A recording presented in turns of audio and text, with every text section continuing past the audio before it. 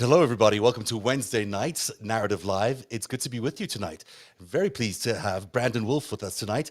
Brandon is well known to many viewers of MSNBC, which I first found him on, but I also have recently discovered him on Twitter, where he posted a really interesting thread, which we'll get to in just a second.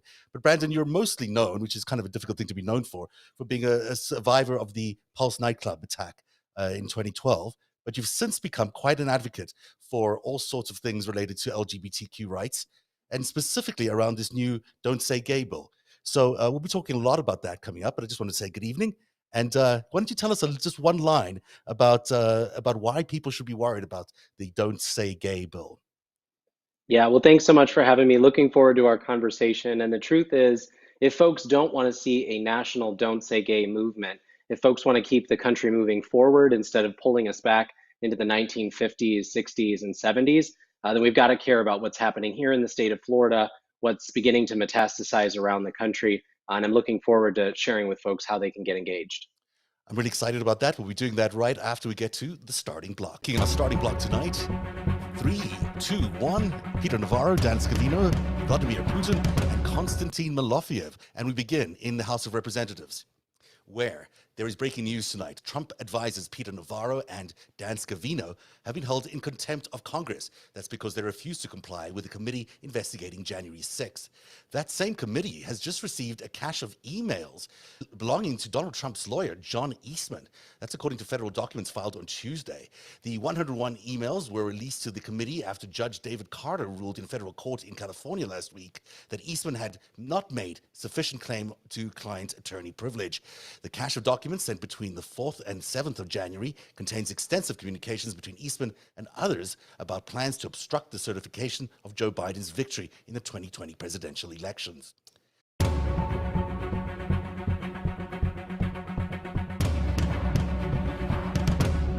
The US has stopped the Russian government from paying holders of its sovereign debt more than $600 million from reserves held in US banks. This is a very significant move that could place the entire Russian state in default, basically unable to pay its bills. That could trigger an entire collapse of the economy. Treasury has allowed the Russian government to make payments up until now on dollar-denominated sovereign debt on a case-by-case basis. But that changed on Monday when Moscow's access to the frozen funds was cut. The U.S. has also sanctioned Russia's largest financial institution, Sberbank, and largest private bank, Alfa Bank. Also, Putin's children and Foreign Minister Sergei Lavrov's wife and daughter, and members of Russia's Security Council. And to add to the already dizzying array of sanctions, a ban on any new investment in Russia by U.S. persons wherever they're located was also signed into law by Joe Biden today. That's incredible stuff. And the third story on our list today also involves Russia and sanctions. And this one involves Konstantin Malofeev.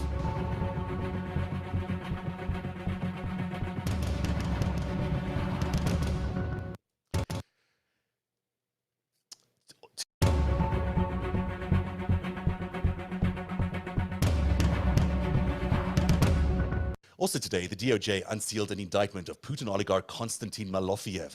Malofeev skirted sanctions by hiring Sean Hannity's ex-producer. Get that? Sean Hannity's ex-producer, Jack Hannick, was hired by this guy, Konstantin Malofeev, to run a television network in Russia, which is completely far-right and extremely orthodox.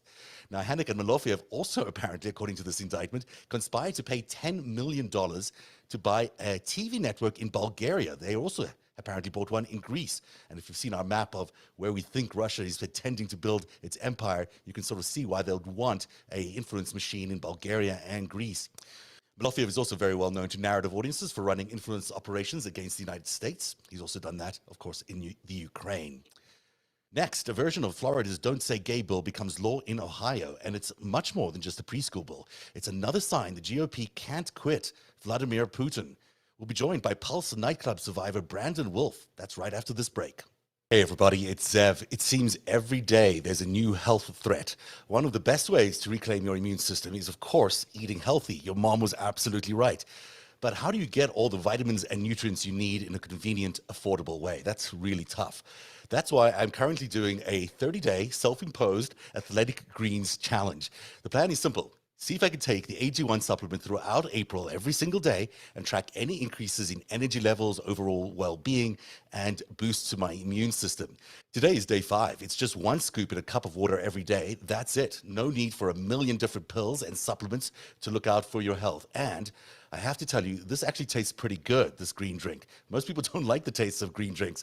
This one is a pretty tasty, fairly light and refreshing, almost tropical flavor to it. So it doesn't matter what time of day you take it as well. It'll give you a noticeable boost to your energy no matter when you take it. So it's really, really helpful. AG1 is engineered to provide all the right nutrients at just the right time. Whether you want increased energy or improved muscle recovery, they've got it covered. And because they care about your wallet too, AG1 will only cost you around $3 a day, which is pretty good considering all the nutrients you get. And there are no hidden fees. To make it easy, and because we love you, Athletic Greens is going to give you a free 1-year supply of immune-supporting vitamin D and 5 free travel packs. That's 5 free travel packs with your first purchase. All you have to do is visit athleticgreens.com/narrative, the way we spell narrative, N-A-R-A-T-I-V. Again, that's athleticgreens.com/narrative, N-A-R-A-T-I-V, to take ownership over your health and pick up the ultimate daily nutritional insurance. And we're back now with Brandon Wolf. Brandon, we've been following the events in Florida a lot lately because DeSantis is such a wild card and he's doing such interesting and off the wall legislation. And I think a lot of people consider this Don't Say Gay bill in that category. It's just one of these other crazy things DeSantis is doing. But of course, it's much more than that. It seems to be the start of a massive attempt by the GOP to create a wedge issue into the next elections, which will help them get elected, at least to control the House of Representatives. So it's at its core, maybe it's to some people could sound like a reasonable bit of legislation. Who doesn't think that maybe young kids shouldn't be exposed to any sexual education? But when you really dig into it, it's nothing like that. It's really a very highly discriminatory bill. And what you posted the other day on Twitter really struck me as being important for people to understand. And you told us a little bit about your coming out story. And I wonder if you can start there and talk a little bit about how you came out, and then explain to everyone why that would impact on the Don't Say Gay bill. Yeah, I appreciate that, and thank you. It was a vulnerable moment for me. I haven't shared that story a lot with folks, but I felt it was important. What I shared is that when I was 17 years old, there was a local mom in town. I lost my mom, unfortunately, when I was in the 6th grade. And so, obviously we had babysitters and folks in the community who took care of us as young kids. One of those moms got wind that I had a boyfriend at school, and she took it upon herself to tell everyone who would listen to her. She told folks in my church, she told the parents of my classmates, anyone who would listen to her. She shouted about this new phenomenon that was happening in school, and she insisted that who I was to my core was a threat to the people around me. She suggested that me simply being queer, me being a gay man, meant that somehow other people in the school would become gay, that I was preying on my classmates and my peers. People were pulled from classes with me. Some didn't show up to after school practice anymore. And the reason that I shared that, and the reason that it's, I think, relevant to the conversation we're having today, is that same rhetoric is now being weaponized in 2022 by the governor of the 3rd largest state in the union to try to bully people into submission on this bill. There's an insinuation first made by the governor's office, his spokeswoman, and now being parroted on every right-wing outlet in the country, that LGBTQ people and anyone who opposes the erasure of LGBTQ people from classrooms is complicit in pedophilia, that we are all groomers. You look at the comment section on anyone's post these days, and there's a lot of accusations and insinuations that people who don't support this bill are groomers or pedophiles. That was the same rhetoric that was wielded against me at age 17 to try to erase me from my classrooms, to remove me from my community, to isolate me, dehumanize me, and justify discrimination against me.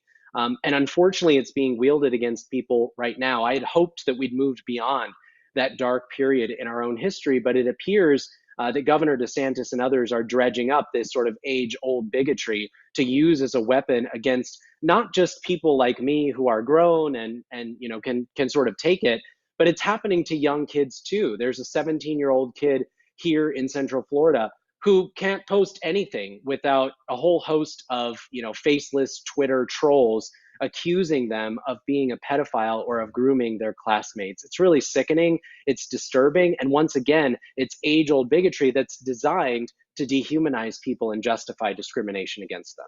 It really is the kind of stuff we haven't seen since, the Oscar Wilde days. I mean, this is kind of, we haven't thought about homosexuality in that criminal sense in in century or maybe longer.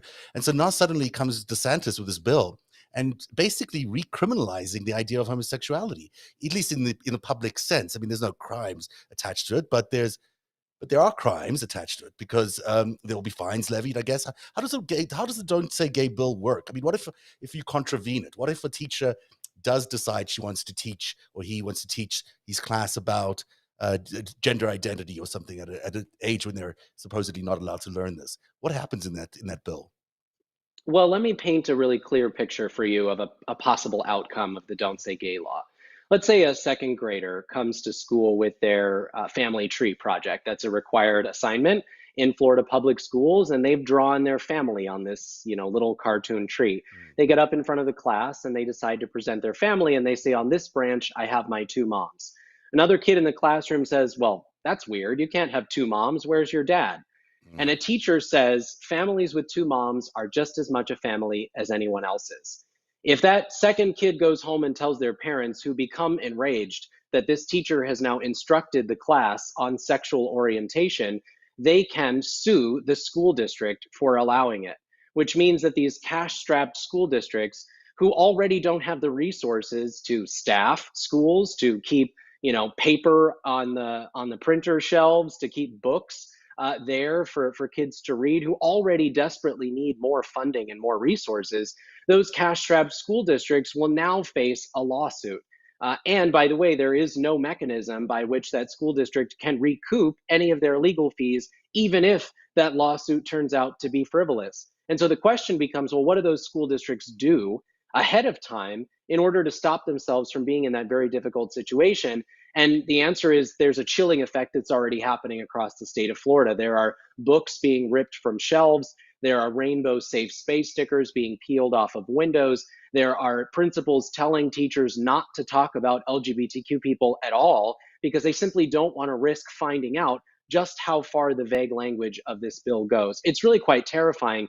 And it's a Frankenstein's monster of what we saw in Texas around the abortion law, which is this deputizing of people in the community to sue anyone and everyone for things that they're offended by. That's such a good point you make about the Texas law. But before we go there, you started off that description of what might happen with this two moms or two dads, situation. What they seem to have done with this bill, he's taken a situation where you are talking about a family unit, which happens to have different gender makeups and could have different gender makeups or any other kind of makeup, because that's just how America is, and confusing that in the public's mind with sexuality. Because we're not talking to these preschoolers about sexuality when you're talking about their two moms. You're just talking about them having two moms because that's what they know. And that's a really important distinction and a blurring of the lines that is very insidious by DeSantis and the GOP on these efforts. Yeah, it is. There is this sort of conflation of the existence of different kinds of families, different kinds of people, and sex education. And it's really important to point out that this is very specifically not a bill about sex education, and it's intentionally not a bill about sex education. How do I know that? Because we led efforts to make it a bill about sex education. We helped to lead amendments that were filed in both the House and the Senate by both Democrats and Republicans to try to clarify that this is not a bill aimed at LGBTQ people, but rather a bill designed to further limit or restrict conversations about sex education with very young children.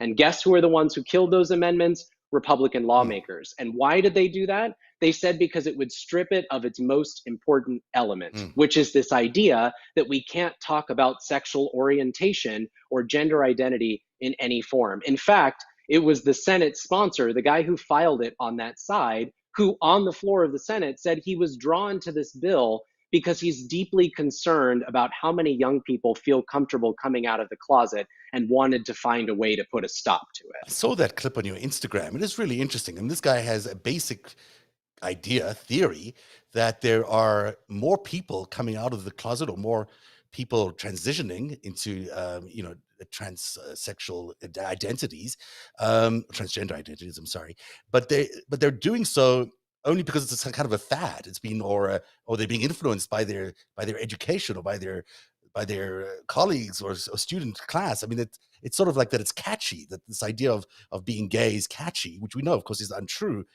And in fact, what may be more true than what the senator is believing is that there are just a lot of people who have been in the closet over the years and not been able or enabled to come out of the closet, as you were and I was, that they are now, in a situation where they are able to, because of the freely discussed conversations about gender identity in schools. So it's this guy's theory is complete bullshit. There's no way Yeah. that educating kids about having two dads or two moms is going to make them gay. I mean, there's no evidence to suggest any of that at all. In fact, there's evidence to the opposite. Keep Mhm. in mind that we live in a heteronormative, cis-normative society. We see heterosexual people everywhere, right? On magazine covers, on television shows. I mean, there's this right-wing outrage at Disney right now about the potential that there will be queer characters in their content. But essentially, probably at least half of Disney's cartoon content is about heterosexual relationships. It's about, a princess falls in love with a prince or something along Almost all those of it. lines. Yeah. Almost all of it. And at the same time, although we've been forced to view this content forever, we've been forced to read books about kings and queens, moms and dads, princes and princesses since the dawn of time, I still turned out really gay, and so did a lot of people. And so the truth is that there is this sort of age old bigoted insinuation that to be LGBTQ is contagious, Mm. that somehow us being around others means that we're going to pass on our identities to someone else, when in truth, all it is that visibility of us, that us being present in society and accepted and affirmed as a normal, healthy part of that society gives people permission to be themselves. Your kids are not being turned gay or trans because there are gay or trans people in their lives. They just are gay or trans, and they're feeling comfortable being themselves because they see a world that dares to affirm and celebrate them. That's a really good point you're making there. I grew up in South Africa, where the homosexuality was completely illegal. The idea of it was completely banned. I'm obviously aging myself. I'm older than you by a lot, so I can tell you. But the idea there is that I still, even though it was illegal, turned out gay, and there was no notion of any homosexuality in our society at all. No one talked about it. There was no news about it. There was no, maybe a little bit in the Encyclopedia Britannica that I looked up. It was all I knew about gay when I turned gay. So there's a situation that there's, um, you know, this idea of putting this genie back in the bottle is really ludicrous. You can't do that. We've already created a generation almost of people who view themselves very differently, who have very different views on gender identity, and much more fluid ideas about how gender identity works. And you can't put that back in the bottle. That's right. And I do think that's why you're seeing some of this really insidious and grotesque reversal back to the kind of bigotry that we saw in the 1970s and 80s, which is, essentially calling anyone who's LGBTQ a pedophile, Mhm. because there aren't really any other avenues to try to roll back progress that we've made around LGBTQ issues. And keep in mind, you said you can't really put the genie back in the bottle. We also live in a time where information is freely available. You have young children using iPads and iPhones. The internet is widely available to virtually everyone. And so this idea that, erasing a story about a trans kid, there's a book called Call Me Max, and ripping that book off of the shelves of elementary or middle schools across the country is suddenly going to stop people from being trans because they won't see trans people anymore, is fundamentally absurd, because trans people are visible all over the place, right? Mhm. Anytime you look online, or you're on social media, you see a variety of different people living in this world.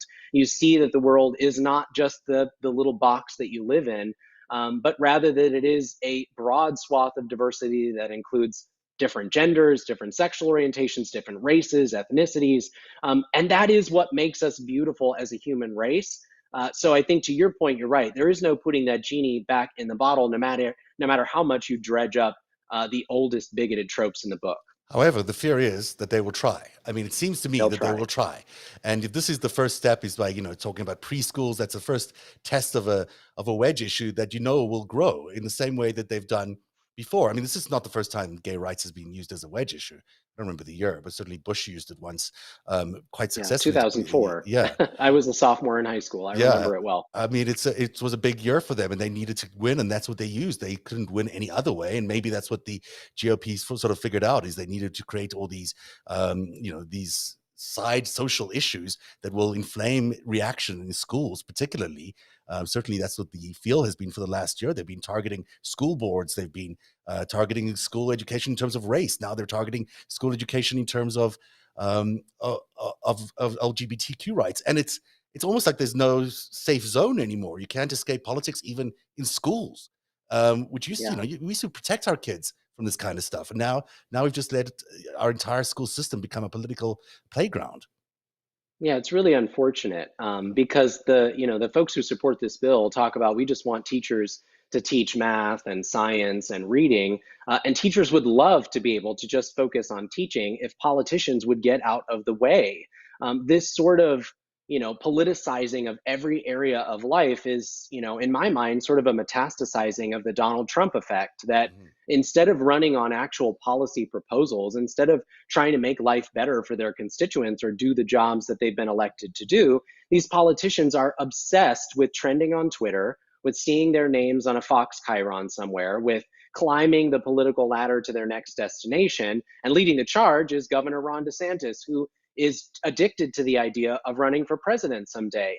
There are real problems that Floridians are facing right now. Miami was just ranked, I think it surpassed New York City for the first time, the least affordable city in the United States. Rent is up 30, 40, 50% in some parts of South and Central Florida. We have Wow. a property insurance crisis in this state where nobody can get homeowners insurance because people won't insure them. And so DeSantis has a real opportunity to solve problems, right, and make life better for Floridians. But unfortunately for his right wing base, as he thinks about trying to outrace Donald Trump to the nomination, that doesn't play well. What plays well is this sort of fear mongering and whipping up of a frenzy of culture war issues. And so he served us up a buffet of them, not just Don't Say Gay, but a 15-week abortion ban, an anti-CRT bill called the Stop Woke Act. There's a whole host of things, anti-immigrant bills. He just vetoed the congressional maps in Florida because he wants to get rid of 2 majority black voting districts. I mean, he's going after all of it, and it's in an effort to build him this resume to run for president, not to do the job that we elected him to do. Oh, 100%. It's designed to basically co-opt that Trump base, but do it in a much more, frankly, sophisticated way that Donald Trump did. And that's the difficult part with, Donald Trump was such a buffoon that it was easy to pick the weak spots. DeSantis is far more sophisticated in his nuance. I guess they're nuanced. Maybe they're not nuanced. Descriptions of how When he's compared to Donald yeah, Trump, maybe yes, nuanced. relatively nuanced. Yes, what's interesting is about Donald Trump and about Putin. Back in 2017, and I'll just put up the slides. Give me a second to just position these properly.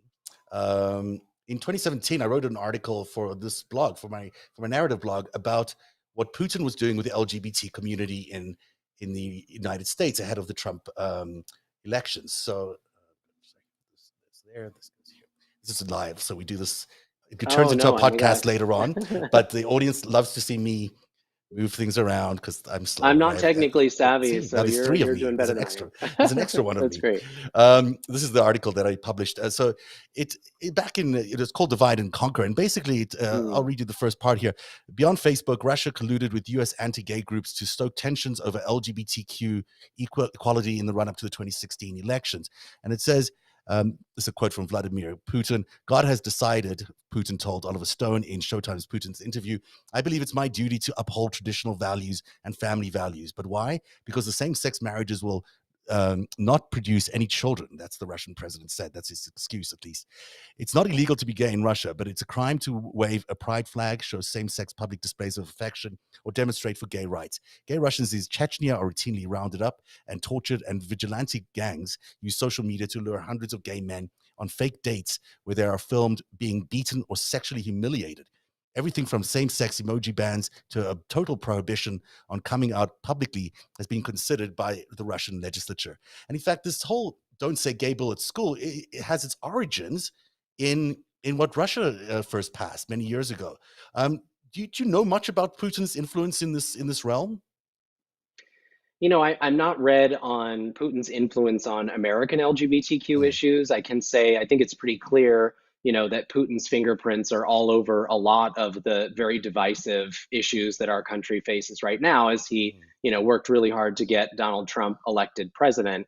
But I will note that the last thing you mentioned, that in 2013, Vladimir Putin signed his own "Don't Say Gay" law in Russia that they call the gay propaganda mm. law, and it's sort of birthed from the same insinuation that LGBTQ people are contagious, and the only way to stop our contagion from spreading is to erase us from society. And so, Putin used that same sort of rhetoric about us being a threat to children to justify passing a very overtly anti-LGBTQ piece of legislation, signing it into law that essentially outlaws conversations and materials about LGBTQ people.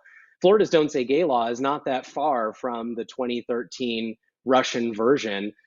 And much of the rhetoric that's being used by Governor Ron DeSantis is the same rhetoric that was used by the Russian far right at that time and is still used by the Russian far right today to justify discrimination and violence against LGBTQ people. So these things are not unique to Florida. They're not unique to the United States. And what's unfortunate is that they have very anti democratic, authoritarian roots that grow and spread beyond, that reach people of color, that begin to reach the bodies of women and those who can have children, and ultimately end in authoritarian control by the government of virtually every aspect of people's lives.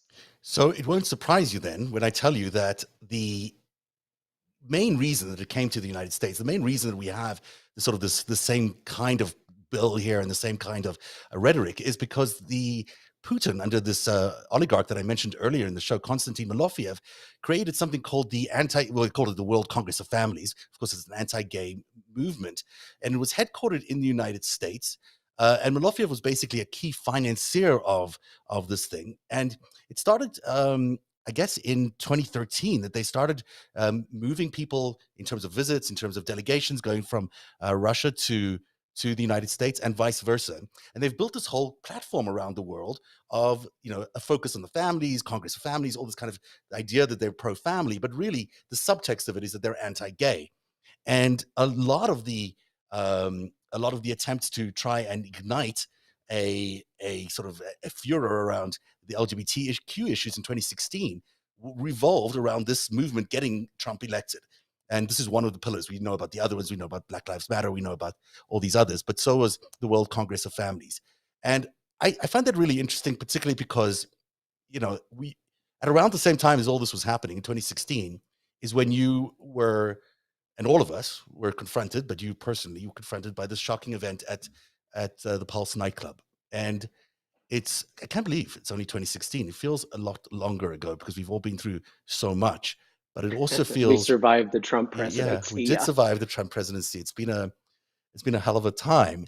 However, it seems that this whole "Don't Say Gay" bill so soon after the Pulse nightclub shooting, it seems to me, it's just so bigoted and wrongheaded and so unaware of recent events that have happened in just the recent history of the U.S. And particularly Florida. Um, can you take us back to that time? I mean, are you able to, if it's not too triggering at all, can you take us back to what your thoughts were, 6 years ago um, as you were there, and just describe what happened on that day? Yeah. Well, listen, I think it's important for you to know how normal June 11th of 2016 really was. It was a Saturday. It was laundry day, which meant I was, folding socks and underwear on the couch. My best friends, Drew and Juan, who had become my chosen family when I spent time, I ran away from home basically midway through college and set up shop in Orlando.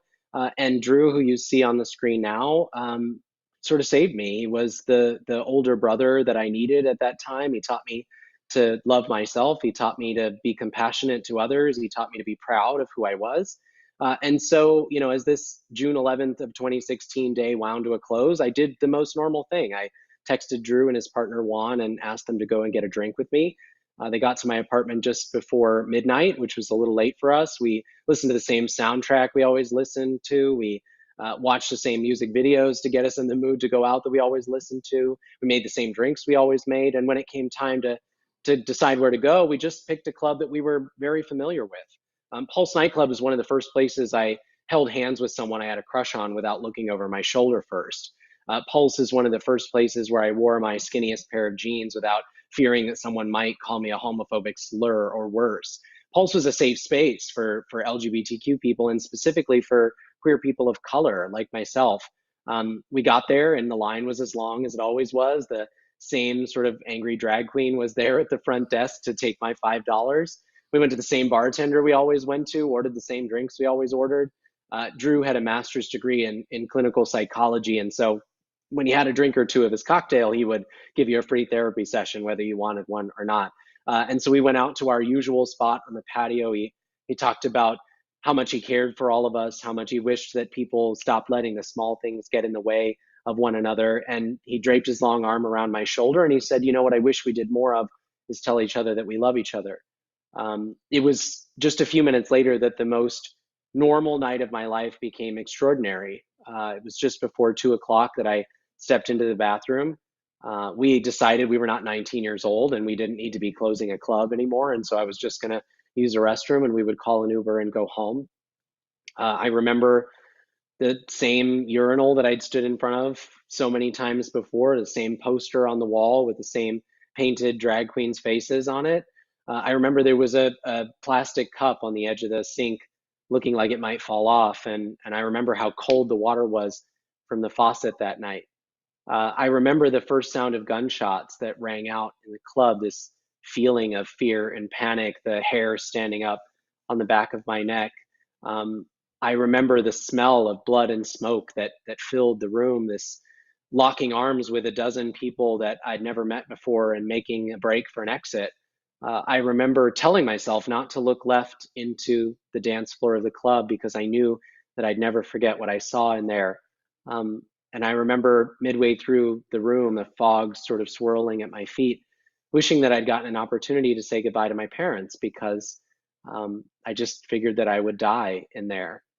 And I do remember a feeling of relief when the door flung open and I was standing in the parking lot. There was this gunfire raging in the background and people screaming for help, but there was a feeling of relief because I'd made it out.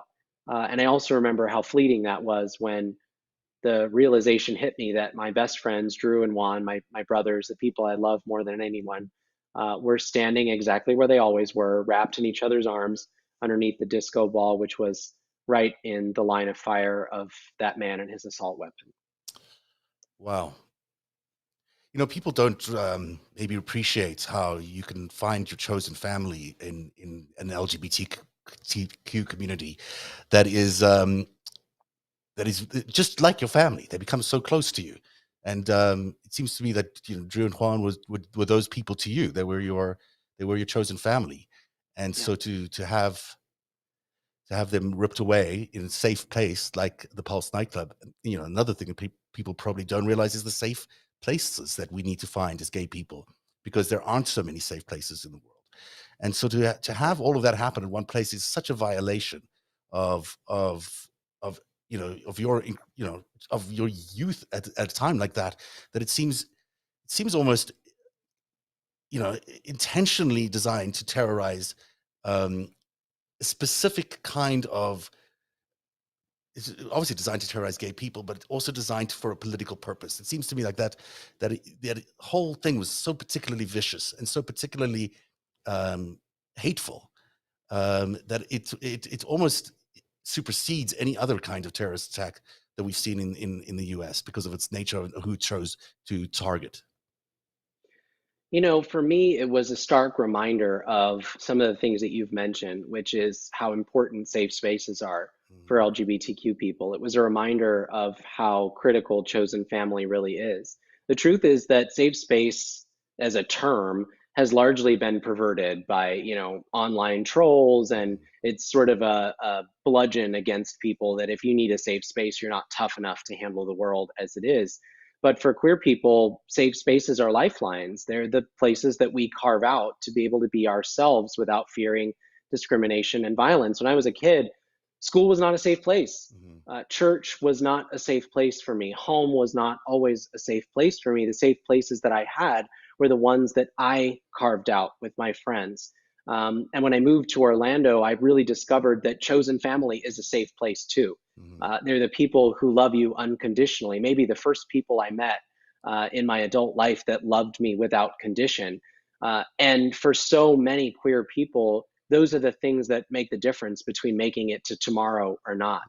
Drew and Juan were some of the best people I ever met. They were the social glue that held people together. They were chosen family for a lot of people. And to have them and 47 others ripped away so violently was a reminder of what we're up against.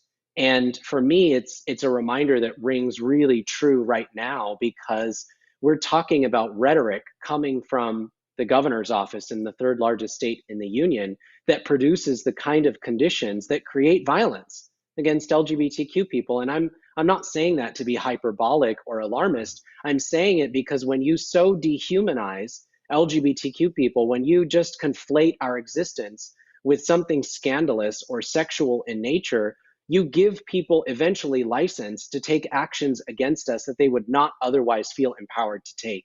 And so I am, every day thinking about the safety and the lives and the well-being of LGBTQ young people who are not unlike myself, that went to Pulse Nightclub on June 11th of 2016 and came home on June 12th without the two people that I love more than anything in the world.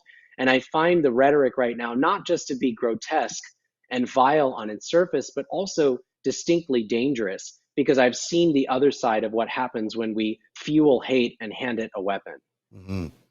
This idea that the Don't Say Gay bills are pro-family are in fact exactly the opposite. They rip families apart. When you take away schools which have tried to become safer places for LGBTQ youth, and you take away the environment where they can feel safe and comfortable talking about their two dads or two moms, and you're breeding a sense of homophobia that's going to tear these families apart at the end of the day. Because the more you ostracize gay people in society, the more families don't want to have a gay kid or whatever, and then they might choose to reject that child.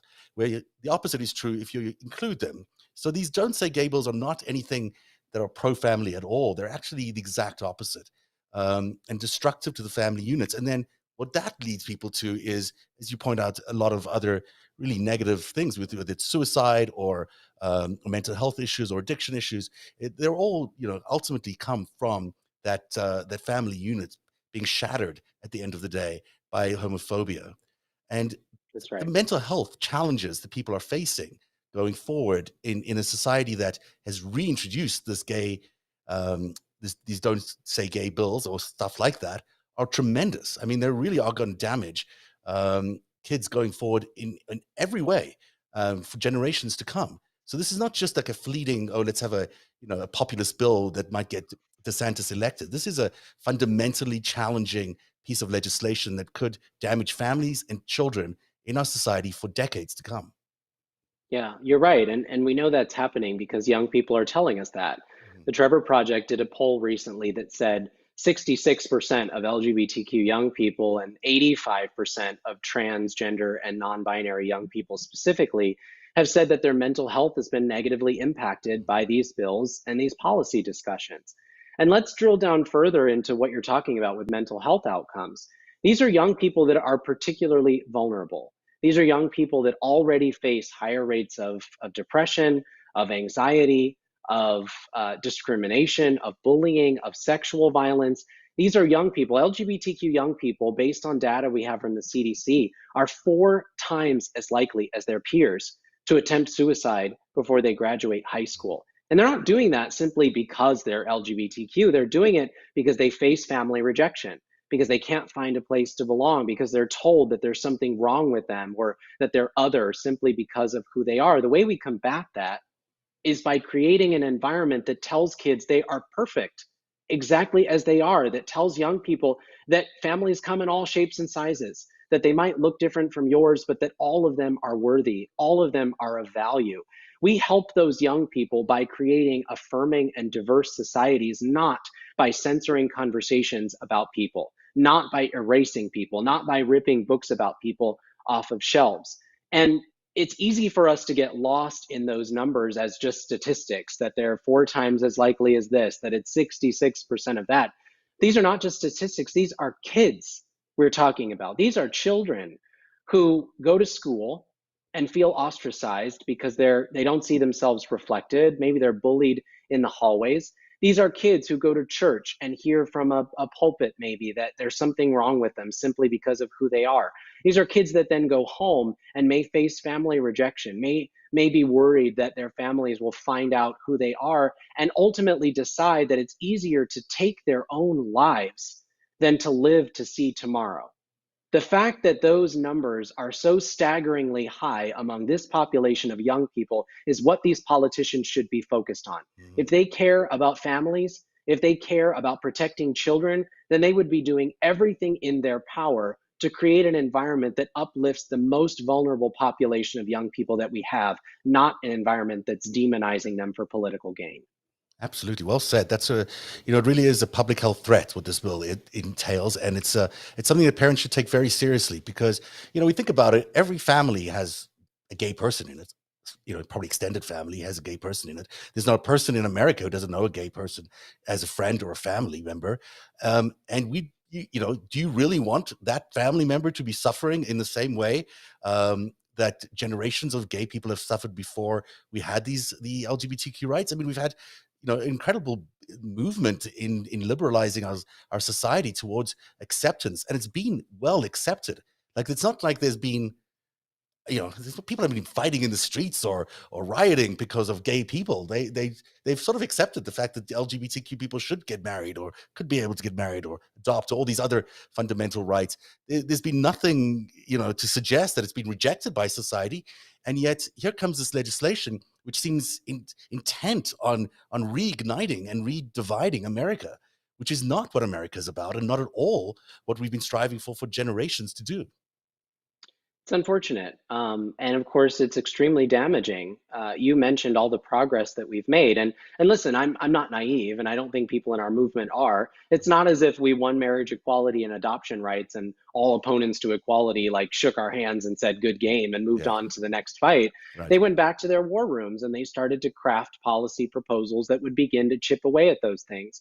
And I do want to say, really clearly for those listening, that they did it by picking a boogeyman in the transgender community, that this is largely aimed at trans and non-binary people, that there's an understanding that the gateway to peeling back civil liberties for people across the board is to find a boogeyman and essentially use them as a political lightning rod. They did it with trans people when it was about bathrooms, and they thought they found a foothold there. They've done it with trans people as they've talked about young people on sports teams. They're not having a good faith conversation about what athletic participation should look like. They're having a conversation from behind a bully pulpit, trying to dehumanize and misgender people in order to mischaracterize an entire community, to use them as a foothold to go and climb to the next rung of the ladder. And so it's no mistake that as we're having these conversations about the Don't Say Gay bill, now the Don't Say Gay law, that they have centered on the transgender community, that much of the conversation has been a suggestion that the presence of a trans person is threatening to children, that children are going to suddenly come out as transgender, that they're going to try on, quote, a new identity, as the senator in Florida said, because they saw a trans person in a book or in a movie, or they heard someone identify as transgender. So I do think it's important for us to call out that not only are they the political lightning rod in this moment, but they're also the most vulnerable among us. Black trans women continue to be murdered at Mhm. far higher rates than everyone else in society. Florida has led the country in the murders of Black trans women several years in a row. These things are very closely connected, and it's incumbent upon all of us to make the decision today that we are going to refuse to see a society, a culture, a country that leaves anyone behind in striving for progress for some. We're not going to have an LGBTQ civil rights movement and leave transgender people behind anymore. we're not going to have a civil rights movement in general and leave Black folks behind anymore, or leave immigrants behind anymore, or leave women behind anymore. These folks who are desperately trying to cling to power, authoritarian control over people's bodies, the kind of control that upholds the status quo in our society, are desperate to divide us and hope that we don't find solidarity to push back against them. It's incumbent upon us to find that solidarity to push back firmly. You're so right. And then, of course, what they are trying to do is establish a sort of a Christian theocracy government here, where, all these rights that we've become accustomed to, whether it's our voting rights or our women's rights or LGBTQ rights, all these rights disappear because, will be the only way they can do that. The only way they can figure out a way to maintain power is to create some sort of Christian nationalism here, which is exactly what Vladimir Putin is doing in Russia, and exactly what Hungary, what's the guy's name? Blanking out. Orban. Thank you. Yeah. Just got reelected. It happens. Age will take your memory away. So there's just so much at stake in this. This is not just one piece of legislation. It's not just the Don't Say Gay bill. It's not just all these smaller efforts in different states. It's a national effort to turn America into a Christian national state, which will not look anything like we have today, and will basically be an autocracy. It's so fundamentally damaging to our society. I want to take you back there to Drew, because it's really heartbreaking hearing you talk about Drew, and it's I think we've all any person in the gay community has probably had a Drew in their lives, and you've been able to turn that into a real mission for yourself, and through the Drew Project and through other efforts, you've become a real spokesperson. How did you find the strength to do that? With such an incredible loss, with such a difficult situation, how were you able to turn that around? Well, the truth is that Drew gave that to me. Drew taught me a lot of things. On our first meeting was actually a blind date, well, kind of a half blind date, because like any good millennial, I had Instagram stalked him and like picked out names for our kids and stuff like that. I was convinced he was my future husband. So when I found a mutual friend who was willing to set us up, I took advantage of that. Right.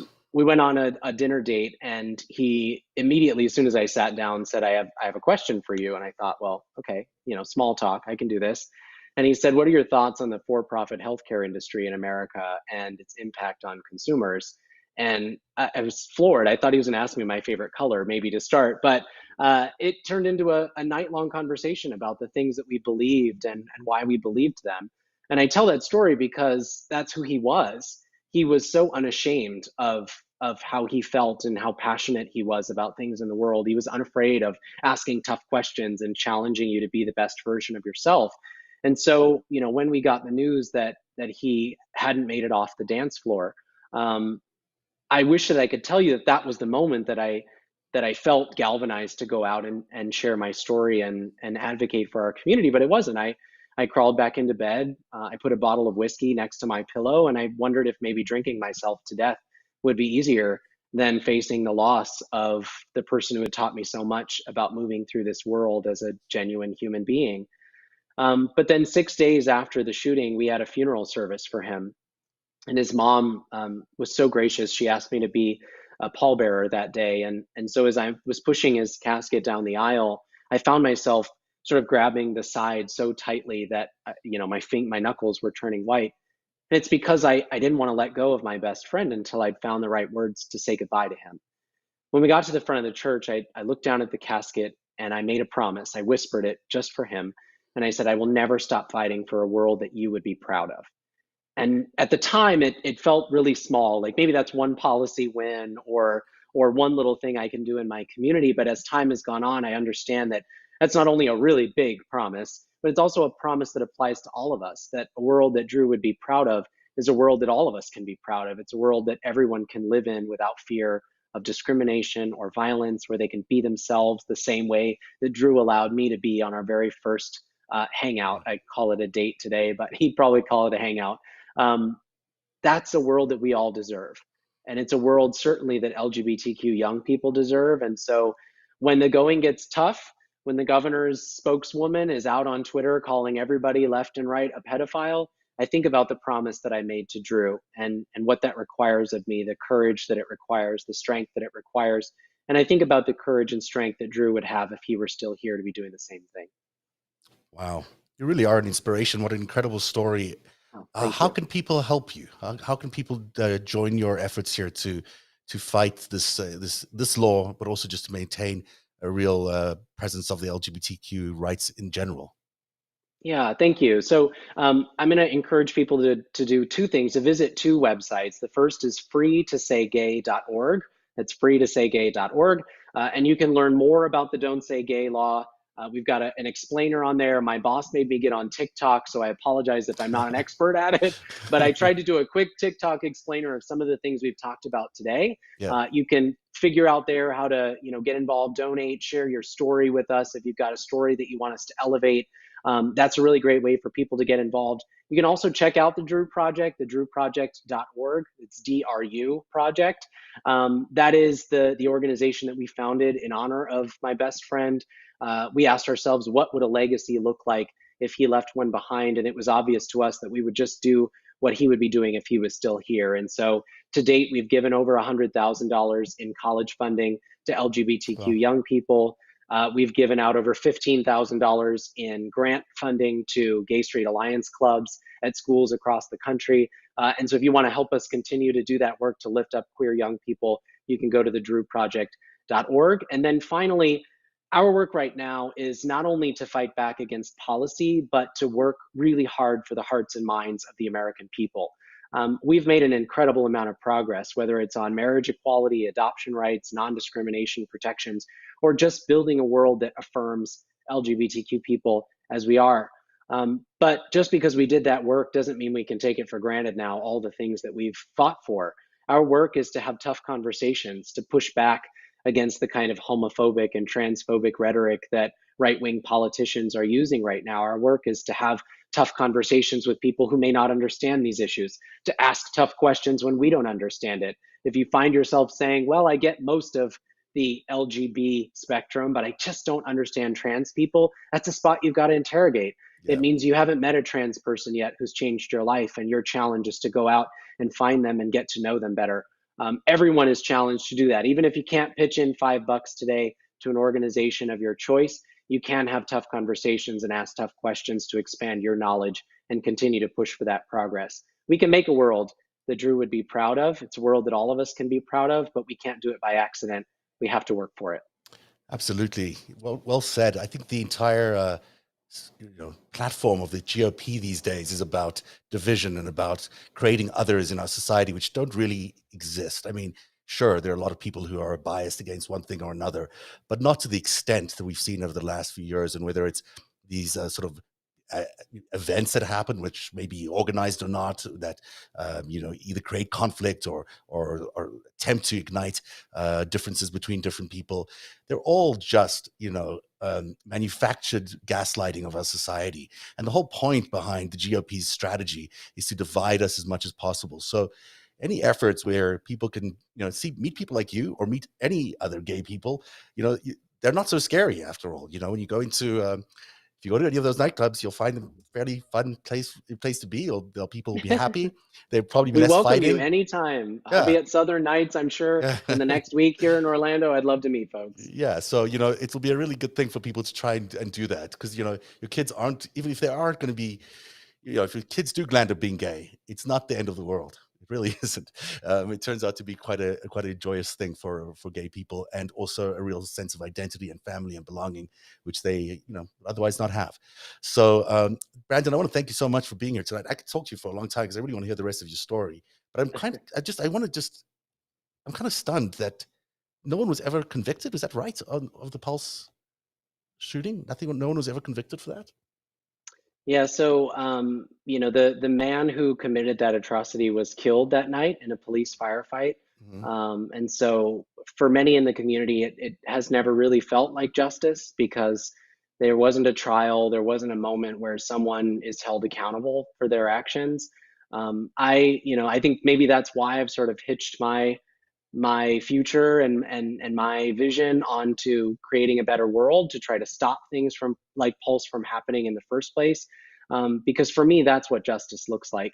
One man dying in a firefight like a coward doesn't look like justice to me. And honestly, I don't know that someone going to jail would look like justice for me either. What Mm, looks like justice is a world where things like Pulse don't happen anymore because we have sensible gun safety legislation. We could talk about that mm, on another episode. sure. And of course, we have a world where people are accepted and affirmed for who they are, where hate violence is snuffed out. I know that's a big dream, and certainly probably won't happen in my lifetime, but I think that's worth fighting for, and that's what justice looks like to me. Absolutely. Brandon Wolf, thank you so much for being here tonight. Tell everyone how they can find you online, tell your Twitter account, and then also whatever else you want to send them to.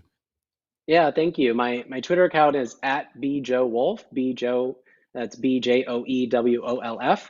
So find me there. I'm most active on Twitter. I want to engage with you all. And then, of course, I'm on Instagram as well. I'm at Brandon J. Wolf. I'd love to connect with you there, although you may get more like poolside or vacation photos. If you're into that, that's a little bit more of a personal look into my life. But looking forward to staying engaged. There's so much more conversation to have.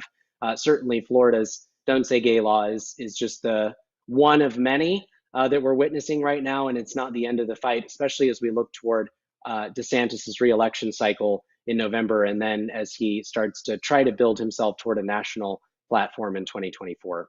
Absolutely. People really need to get active in the fight for democracy and the fight for these rights, and no time to do it like the present. So get involved wherever you can. That's the show for tonight, everybody. Thank you for being here, Brandon Wolf. And also thank you to our audience for helping us do narrative programs by supporting us at patreon.com/narrative. That's patreon.com/narrative. We really appreciate all your support. Have a good night, everybody. Thank you. Narrative is made possible by viewers like you. Join today and support truly independent journalism at patreon.com/narrative. That's patreon.com/narrative.